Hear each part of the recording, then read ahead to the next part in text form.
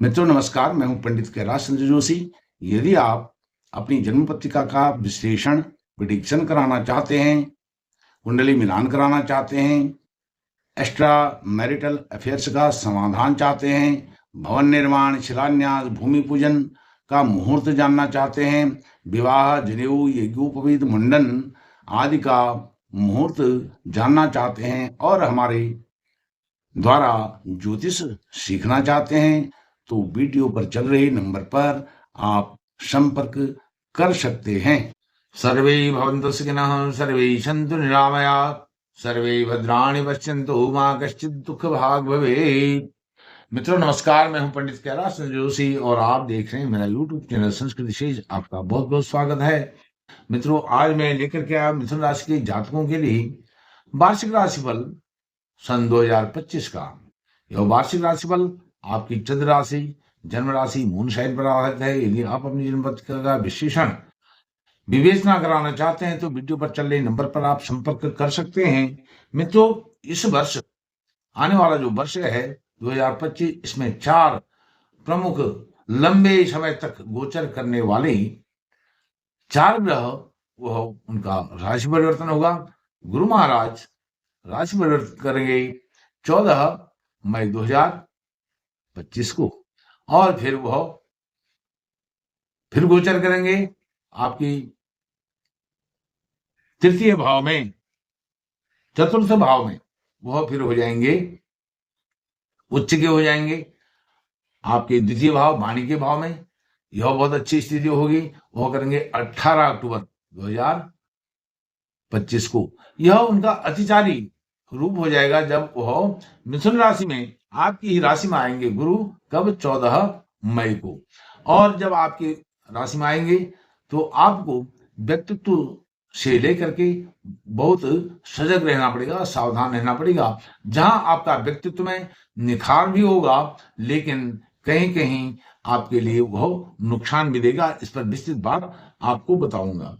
इसके साथ साथ फिर जो शनि महाराज हैं, शनि महाराज आपके भाग्येश हैं और साथ में अष्टमेश भी हैं, दुख के कारक भी हैं और आपके अच्छे कारक भी हैं। भाग्येश होकर के वो भाग्य भाव में विराजमान हैं, लेकिन 29 मार्च 2025 को वह कर्म भाव में आ जाएंगे और वहां पर उनकी मुलाकात होगी राहु के साथ। इसीलिए लिखा है शनि राहु की जोड़ी जरूर बनाएगी करोड़ी।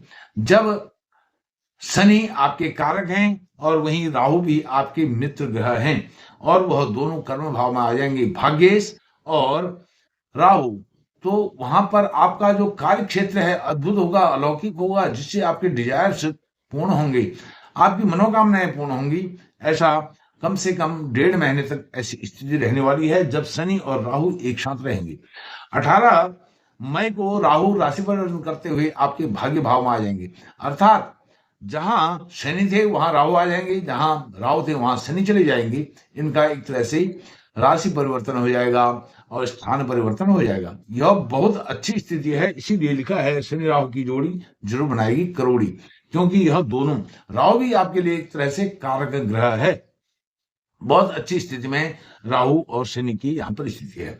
और 1 जनवरी 2025 को आपके व्यय भाव में गुरु हैं, आपकी राशि पर कोई नहीं है, और मंगल आपके वाणी भाव में है। वाणी से संबंधित आप अपने व्यवहार को ठीक करेंगे और वाणी आपकी कर्कश ना हो, तालमेल बिठाने वाली हो, कम्युनिकेशन आपका बहुत सुंदर तारतम्य वाला हो, तो आपको कोई परेशानी होने वाली नहीं है। आपके काम, बिगड़े हुए काम भी बन जाएंगे। यदि आपने कंट्रोल नहीं किया वाणी पर और वाणी कर्कश रही, चुभने वाली रही, तो बनते बनते काम बिगड़ भी सकते हैं। तो वाणी का संयम बहुत जरूरी है। वर्ष के आरंभ से ही इसका आप ध्यान रखेंगे।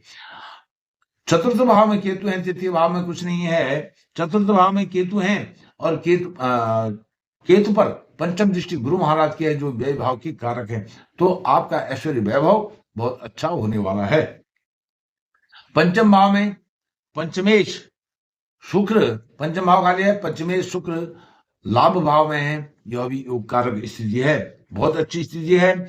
और जो छठा भाव है, छठे भाव में बुध हैं, 7वें भाव में चंद्रमा और सूर्य हैं। चंद्रमा सूर्य की स्थिति, 7वें भाव में वर्ष के आरंभ में यह अच्छी नहीं कही जा सकती है, लेकिन वहां पर चंद्रमा है और साथ में भाग्य भाव में है, और तो इसमें चंद्रमा अनुकूल फल ही देंगे, क्योंकि यह अमावस्या से बाहर निकल गए हैं, प्रतिपदा द्वितीया की स्थिति में आ गए हैं 1 जनवरी 2025 को। यह अच्छी स्थिति है कि अमावस्या 1 जनवरी को नहीं पड़ रही है। 9वें भाव में भाग्येश विराजमान है और 8वां भाव खाली रिक्त है। शुक्र भी विराजमान है पंचमेश होकर के और साथ में आपके व्ययेश होकर के। 10वें भाव में राहु है और बता दिया आपको व्यय भाव का गुरु महाराज विराजमान है। तो यह गोचर है आपके 1 जनवरी 2025 का। तो गुरु शनि राहु केतु इनका राशि परिवर्तन होने वाला है, जैसे मैंने आपको बता दिया। अब जब गुरु आपकी राशि पर आएंगे तभी वह अतिचारी होंगे, इसलिए आपको विशेष सावधानियां रखनी है आपके खान पान में, व्यवहार में, अपनी इम्यूनिटी को बूस्ट करने में, अपनी रोग प्रतिरोधक क्षमता को बहुत अधिक मजबूत करने में। जब आप खान पान पर ध्यान देंगे तो यह स्थिति आपके लिए अच्छी होगी। यदि खान पान जो मिल गया वो खा लिया, अखाद्य पदार्थ भी खा लिए, तो वह फिर आपको जीव का स्वाद लेना है तो स्वास्थ्य खराब होगा, और स्वास्थ्य का लाभ लेना है तो जीव के स्वाद को आपने छोड़ना होगा।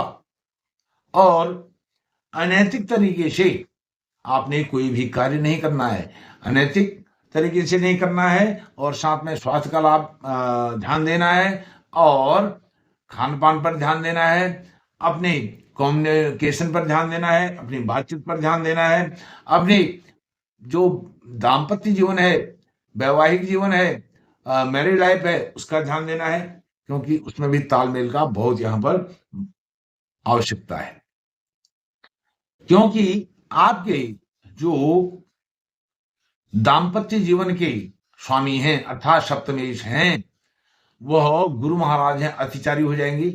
आपके दाम्पत्य जीवन पर उनकी दृष्टि रहेगी तो यह उनकी अतिचारी दृष्टि अच्छी नहीं कही जाएगी। और उनकी जो पंचम दृष्टि होगी आपकी उच्च शिक्षा के भाव पर होगी, आपके रिसर्च वाले भाव पर होगी, आपके लेखन जो भी आपकी कला कौशल है उस पर होगी, तो उसको भी वो प्रभावित करेंगे। इन चीजों का आपने विशेष ध्यान देना है। बाकी जो राहु और शनि की स्थिति है, यह आपको वर्ष भर बहुत लाभ देने वाली है। इसके साथ साथ 29 मार्च को जो भाग्येश हैं वो जाएंगे कर्म स्थान में, और वहां से आपके व्यय भाव को देखेंगे तृतीय दृष्टि से, तो व्यय आपका संतुलित होगा। फिजूल खर्ची शनि नहीं करने देंगे, क्योंकि वह कर्म फलदाता है, कर्म भाव में ही जा रहे हैं। और आपके जो कार्य बिगड़ गए थे, नहीं हुए थे किसी भी कारण से, वह कार्य शनि महाराज करने जा रहे हैं। भले ही उनमें कुछ विलंब होगा, धीरे धीरे होंगे, कुछ असफलताएं भी मिलेंगी, लेकिन असफलता के बाद यदि आप उस कार्य को करते रहेंगे, कंटिन्यूटी में रखेंगे, तो वह कार्य आपका अवश्य होगा। यह शनि के गोचर का परिणाम आपको होगा। शनि महाराज का गोचर वर्ष के आरंभ में ही 3 महीने बाद आपका होने जा रहा है, फिर वो कर्म भाव में ही लंबे समय तक 2025 के उसमें रहेंगे, आगे भी रहेंगे। और वहां से फिर शनि महाराज की जो सप्तम दृष्टि है वह रहेगी केतु पर, और आपके चतुर्थ भाव पर ऐश्वर्य वैभव, यह भी शनि आपको अच्छा देंगे, क्योंकि शनि आपके कारक हैं। वहां से 10वीं दृष्टि शनि की रह जाएगी आपके सप्तम भाव पर। अब सप्तम भाव पर अतिचारी गुरु की दृष्टि भी रहेगी, शनि की दृष्टि भी रहेगी। इसलिए मैंने आपको कहा था दाम्पत्य जीवन, लव रिलेशन में बड़ी सावधानी रखें। किसी से आप लव रिलेशन में हैं तो आंखें बंद करके, चाहे आप स्त्री हो पुरुष हो, आप मेल फीमेल हो, कोई भी हो, तो आपने आंख मूंद करके, आंखें बंद करके अंध हो करके विश्वास नहीं करना है। जांच परख के बाद ही आप उस संबंध को स्थापित करें, नहीं तो यहाँ पर कोई अनहोनी हो सकती है। आपके साथ कोर्ट कचहरी का मामला भी हो सकता है, लव रिलेशन को लेकर के, दाम्पत्य जीवन को लेकर के, वैवाहिक जीवन को लेकर के। और यदि आप अविवाहित हैं, विवाह की बातचीत चल रही है, उनको भी बड़ी सावधानी से करें। आपके साथ धोखा फ्रॉड कुछ हो सकता है, यह आपने सावधानी रखनी है। क्योंकि यहाँ पर शनि की दृष्टि तो अच्छी कही जाएगी, लेकिन यहाँ पर गुरु की जो दृष्टि पड़ेगी अक्टूबर तक, वह आपके लिए बहुत मुश्किल भरी हो सकती है। किसको लेकर के? आपके दाम्पत्य मैरिज लाइफ को लेकर के, आपके जो प्रेम संबंध हैं उनको लेकर के। और वर्ष के आरंभ में जो आपकी ग्रह स्थिति है वह भी सप्तम भाव में ठीक नहीं कही जाएगी। और शनि और शुक्र की स्थिति बहुत अच्छी बनी हुई है, राहु की स्थिति बहुत अच्छी बनी हुई है। गुरु महाराज अच्छा फल करेंगे, कुछ बुरा फल भी करेंगे, और मंगल आपकी वाणी को प्रभावित करेंगे। कर्कश वाणी होने से आप बचें। और केतु केतु ही एक ऐसे हैं गुरु की दृष्टि से जो आपको लाभ दिलाएंगे ऐश्वर्य वैभव का। और माता जी के स्वास्थ्य का ध्यान विशेष रखें। माता जी का कोई आपको बड़ा दुख भरा समाचार भी मिल सकता है। वह बीमार भी हो सकती हैं, बिस्तर पर भी पड़ सकती हैं, और साथ में कोई और अनहोनी घटना भी आपके साथ इस वर्ष हो सकती है मिथुन राशि के जातकों के लिए। मित्रों, यह लेखा जोखा मिथुन राशि के जातकों के लिए मैंने आपको सन 2025 का बताया। अब इसमें आपने कुछ सावधानियां रखनी है। शनि को लेकर के जितनी शनि की आराधना करें उतना अच्छा है।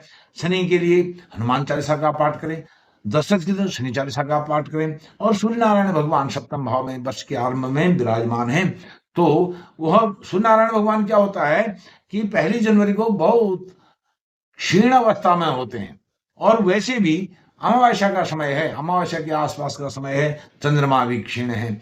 तो इसके सूर्य को और अधिक शक्तिशाली बनाने के लिए आप, क्योंकि वह पराक्रम भाव के स्वामी हैं, आप कहीं दब्बू न बन जाएं, इसलिए आदित्य हृदय सूत्र का पाठ करें, सूर्य को अर्घ्य अवश्य ही दें। और शनि चालीसा का पाठ करें, ओम शं शनिचराय नमः मंत्र का जप करें। ढैया 7:30 का कोई अभी कहीं दूर दूर तक कोई बात नहीं है। मित्रों, इस वीडियो को लाइक करें, शेयर करें, चैनल को सब्सक्राइब करके मुझे सहयोग प्रदान करें। आंग्लीय नववर्ष 2025 की आपको बहुत बहुत मंगल, हार्दिक शुभकामनाएं। धन्यवाद, नमस्कार।